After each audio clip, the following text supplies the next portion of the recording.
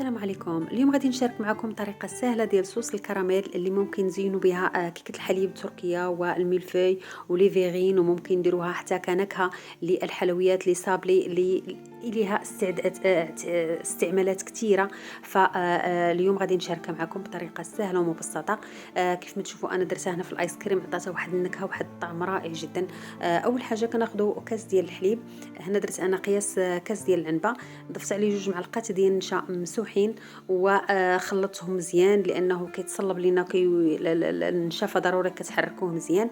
وضفت عليها 2 معلقات ديال عصير ديال الليمون الحامض وخلطته مزيان. وغادي نحطو على النار اللي ديجا حنا وجدنا الكراميل ديالنا اللي هو المقادير ديالو كاس ديال السكر، غادي ندوبوه على النار. ممكن ان الحامض تضيفوه على السكر عاد تحطوه على النار باش الكراميل ديالكم يذوب. هنايا انا خليت الكراميل حتى برد مزيان، عاد ضفت عليه الحليب بالنشا.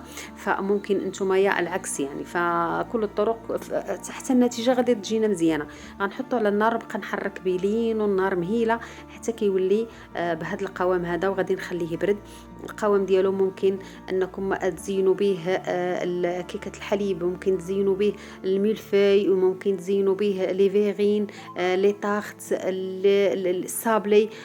ممكن يكون هو التعليكه باش غتلصقوا الصابلي. يعني له استعمالات كثيره كثيره كثيره، تيجي خفيف وتيجي كريمي وتيجي رائع جدا. حاولوا انكم تطبقوه. انا غنخلي لكم في الوصف طريقتين ديال الشوكولاته وديال الكريم فريش، كلهم رائعين.